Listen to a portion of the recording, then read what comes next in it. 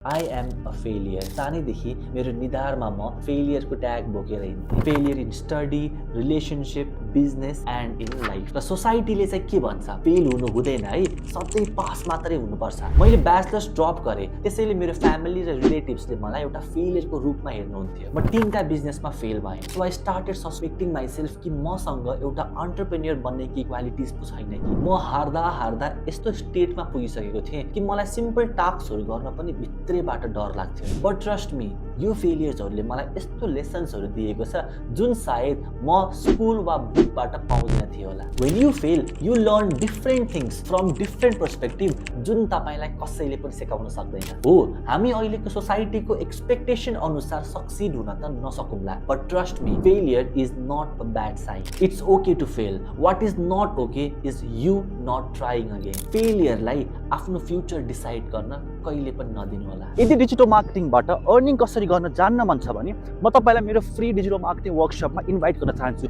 बायोमा link छ, लिंकमा click गरेर मेरो अपकमिङ फ्री वर्कसपको लागि रेजिस्टर गर्न सक्नुहुन्छ। See you inside the workshop. Bye by.